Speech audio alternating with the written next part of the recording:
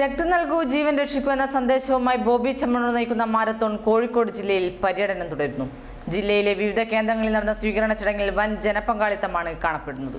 കഴിഞ്ഞ മാസം 12-ാം തീയതി കാസർഗോഡ് നിന്നും ആരംഭിച്ച മാരത്തോൺ 10-ാം ദിവസം പിന്നിട്ടിരിക്കുകയാണ്. ജനപങ്കാളിത്തം കൊണ്ട് ഏറെ ശ്രദ്ധ പിടിച്ചു പറ്റിയിരിക്കുകയാണ് ബോബി ചെമ്മണ്ണൂർ നയിക്കുന്ന മാരത്തോൺ.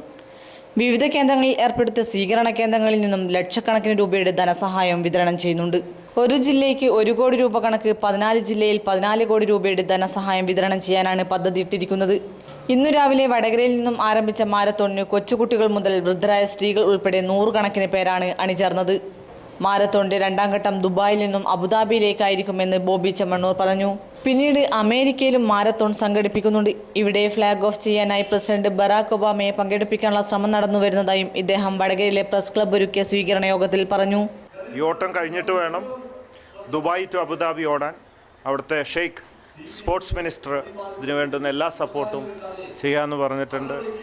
പിന്നെ അമേരിക്കയിലുള്ള നമ്മളുടെ മലയാളി സംഘടനകൾ ഏറ്റെടുത്തിട്ടുണ്ട്. അത് കഴിഞ്ഞാൽ അവിടേക്ക് ക്ഷണിച്ചിട്ടുണ്ട്. അവർ ശ്രമിക്കാമെന്ന് പറഞ്ഞിട്ടുണ്ട് ഒബാമയെ കൊണ്ട് ഫ്ലാഗ് ഓഫ് ചെയ്യിക്കാനായിട്ട്. ലോകത്തിലെ ഏറ്റവും വലിയ ബ്ലഡ് ബാങ്ക് സൃഷ്ടിക്കുക എന്ന ലക്ഷ്യത്തോടെ ആരംഭിച്ച മാരത്തോൺ ഇതിനകം തന്നെ ഏറെ ശ്രദ്ധ പിടിച്ചു പറ്റിയിരിക്കുകയാണ്.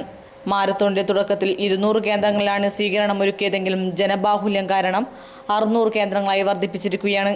ഇതേ തുടർന്ന് 600 കിലോമീറ്റർ ഓട്ടം 900 കിലോമീറ്ററായി വർദ്ധിപ്പിച്ചെന്നും സംഘാടകർ പറഞ്ഞു. ACV news Vadakara.